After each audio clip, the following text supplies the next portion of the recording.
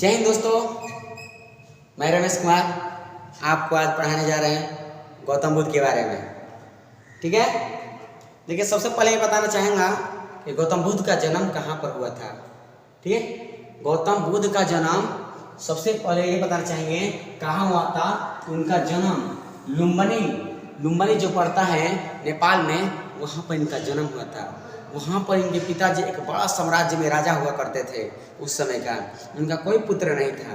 एक पुत्र जन्म लेने वाले थे जिसका नाम आपको बताने ही जाने वाले हैं कि वो गौतम बुद्ध थे। ठीक है, उनका जन्म कब हुआ था? गौतम बुद्ध का जन्म 563 ईसा पूर्व में हुआ था। ये उनके पिताजी का, गौतम बुद्ध के पिताजी का नाम था सुद्धोधन उनका पिताजी का नाम था। ठीक है, वह अपने राज्य का एक शाही राजा हुआ करते, बड़ा राजा थे। ठीक है, उनके माताजी थी वह महामाया थी। महामाया जब गर्भवती थी तो एक ना क्या बोलते हैं इनको, ज्योतिष ने बताया था कि आपका जो पुत्र होगा, वो आपका पुत्र जो होगा एक बहुत बड़ा ज्ञानी व्यक्ति बनेगा। ठीक है, वो सब कुछ दुनिया जहान सब मतलब दुख को, सबको, सुख को त्याग देगा, सब राजपाट को त्याग करके एक सन्यासी बन जाएगा। ठीक है, तो पूछा गया, सुद्धोधन ने पूछे कि ये बताइए शास्त्री जी, ये बताइए ज्योतिष जी, ये हमें करना क्या पड़ेगा?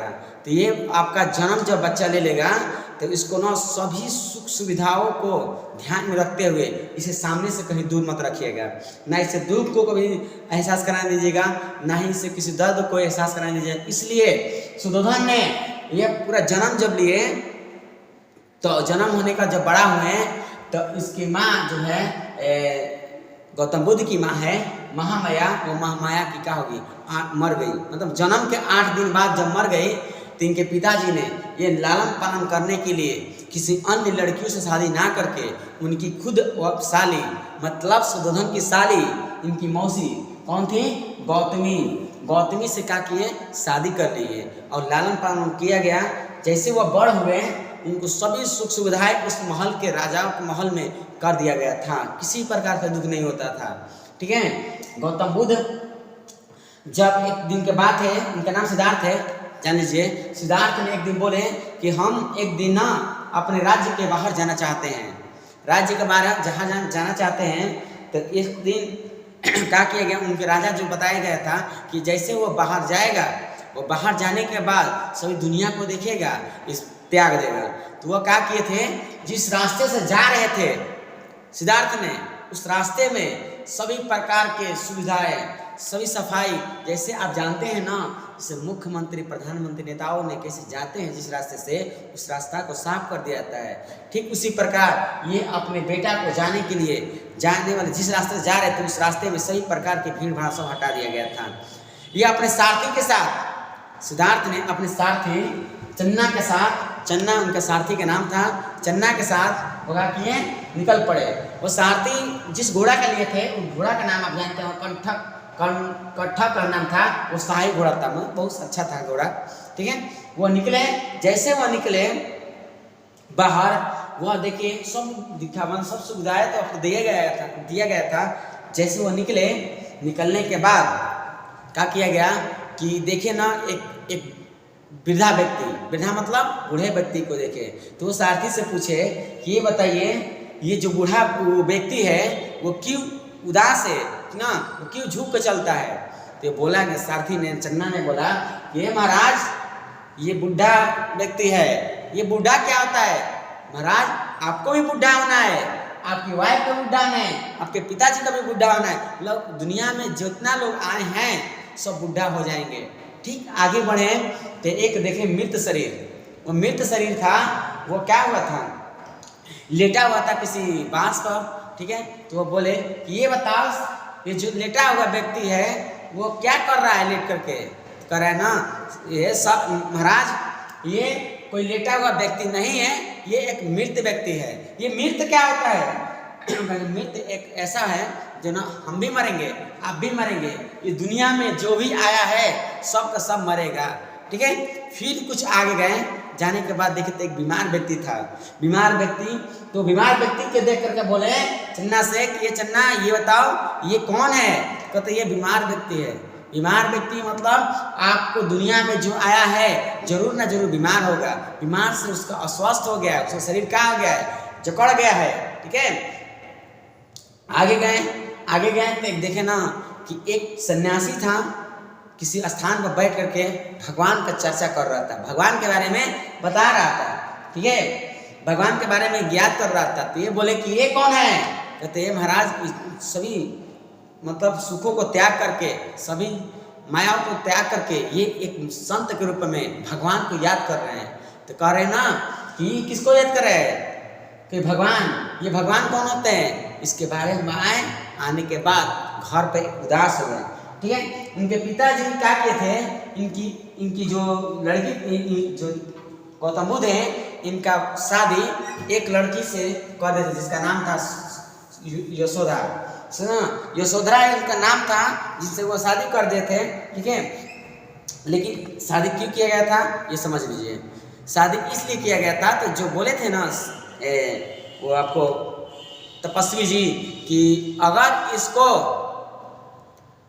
दुनिया के दुखों से कुछ जानकारी नहीं देना चाहते हैं तो सबसे पहले इसका शादी करवा दीजिए। शादी करा दीजिएगा, ये अपने वाइफ के चक्कर में, मतलब पत्नी में और पुत्र में, बेटा में जितना होगा उसमें फंस जाएगा। ये दुख को समझेगा, समझने के बाद सन्यासी नहीं होगा। इसलिए उनका शादी करा दिया गया था यशोधरा से। यशोधरा से शादी कराने के बाद ये कहा गया था कि आप ही ये सिद्धार्थ को आप ही अपने वश में रखेंगे, आप इसे अच्छा तरह से रखेंगे, आप जिस तरह चाहेंगे इसको रख सकते हैं। इसलिए इनको क्या किया गया? शादी किया गया। शादी के बाद एक पुत्र का जन्म हुआ जिसका नाम था राहुल। ठीक ना, राहुल कैसे नाम रखा गया? जब गौतम बुद्ध की पुत्र का जन्म हुआ, जब वह आए थे बाहर से घूम करके सारथी के द्वारा, वो पुत्र का जन्म हुआ था, तो वह चाहते थे कि हम सब कुछ त्याग करके अब चले जाएंगे। काहे के लिए? सन्यासी के लिए। ठीक है, सन्यासी के लिए चले जाएंगे। ठीक है, लेकिन क्या हुआ, उसी दिन एक बेटा जन्म ले लिया। ठीक है, अब बेटा जब जन्म लिया तो जानते हैं राजा महाराजाओं के घर ना नौकरानियाँ होती है। ठीक है, वह सूचना लेकर आती है, लोग जो सूचना लेकर आती है राजा के पास, वो राजा उसको गिफ्ट देते हैं। तो जब आकर बताई सिद्धार्थ से, मतलब गौतम बुद्ध से, कि आपका एक पुत्र का जन्म हुआ है। ठीक है, वो पुत्र का जन्म हुआ है, इसका नाम रखिए। तो वह सोच रहे थे कि हम अब क्या करेंगे, छोड़ के चले जाएंगे, अब हमारा कोई नहीं। लेकिन एक और जन्म ले लिया, ये बताइए 2 दिन का बच्चा क्या हुआ है, उसको क्यों छोड़ेंगे? इसलिए बोले ना कि ये मेरे रास्ते का कांटा है, और कांटा का मतलब होता है राहुल। वो रास्ते का कांटा है, इसलिए उसके नाम राहुल कह दिए। जैसे राहुल का है तैसे वो कहा कि उसकी नौकरानी थी, समझ गई कि राहुल नाम रखा गया। उस दिन से उसका नाम रखा गया कौन चीज? राहुल। समझ में आया? अब हम पढ़ेंगे कि सुनिए, अब हम पढ़ेंगे ना कि जब वह पूरा सब कुछ त्याग करके, सब कुछ घर द्वार सब त्याग करके, जब एक ना बनारस में आप सुने होंगे सारनाथ है, वह सारनाथ के एक जंगल में जाकर के 5 दोस्तों के साथ तपस्या करने लगे। करते करते करते कुछ दिन हुआ, वह 29 वर्ष के आयु में ताकि ये तपस्या करने लगे। तपस्या करने के बाद उन्हें ज्ञान की प्राप्ति ना मिला, तब जाकर आए बिहार में। बिहार के बोध गया जो आप जानते हैं गया है ना, उस बोध गया कि निरंजना नदी के तट पर, निरंजना नदी को हम लोग फल्गु नदी भी कहते हैं, निरंजना नदी के तट पर आकर के पीपल के नीचे तपस्या किए। तपस्या करने के बाद 6 वर्ष के बाद, मतलब 36 वर्ष की उम्र में उनका ज्ञान की प्राप्ति हुआ। ज्ञान की प्राप्ति होने के बाद सबसे पहले वो उपदेश सारनाथ दिए थे। मतलब जहाँ पर पहला बार गए थे, जहाँ पर वो ज्ञान की प्राप्ति ना हुआ था, उस ज्ञान के स्थली पर जाकर के वो क्या किए, सारनाथ में पहला उपदेश दिए। ठीक है, और सबसे कहा जाए कि सबसे अधिक बार अगर ना उपदेश दिए थे तो वो श्रावस्ती में है। श्रावस्ती में तो उत्तर प्रदेश और नेपाल के बॉर्डर है, वहाँ पर श्रावस्ती में ज़्यादातर क्या किए थे, समय भी बिताए थे, और वहाँ पर क्या किए, उपदेश भी दिए थे। एक वहाँ पर उंगलियों काटने वाला एक डाकू था, इस समय उनका भेंट हुआ, तब जाकर उसको ना जब रास्ते में सबको देखा जाता था, उंगलियों को काट लेता था और काट करके मार देता था। तो इस रास्ते से जा रहे थे तो उंगली मार आगे सामने से आ रहा था, वह बोला कि क्यों ए संत तुम क्यों नहीं डरते हो हमसे? क्यों डरेंगे, आप हमसे डरते हैं। आप अगर नहीं डरते तो रात में क्यों आते? चोर क्या होता है और डरता है तभी तो रात में आता है। डाकू कब होता है? जब रात में आता है। ठीक है, तो वह नहीं डरते हैं। अगर तो कहे ना कि हम तुमको मार देंगे, कहता मार दीजिएगा तो मार दीजिए, हम सब कुछ त्याग दिए हैं, हमें कुछ नहीं गम है। ठीक है, अगर लेकिन एक शर्त है। ठीक है, अगर वो उस पेड़ को अपने तलवार से काट करके दोबारा जोड़ देगा तो तुम्हें जानेंगे कि तुम बहादुर हो। वो काटा, काट करके जोड़ा, नहीं जुड़ा, तब जाकर वो झुक गया। झुकने के बाद कह रहा ना कि आज के बाद हम क्या करेंगे, किसी को उंगली नहीं काटेंगे। तो श्रावस्ती बेटा क्या था? डाकू बेटा था। अच्छा ये बताइए, ये किस कुल के थे?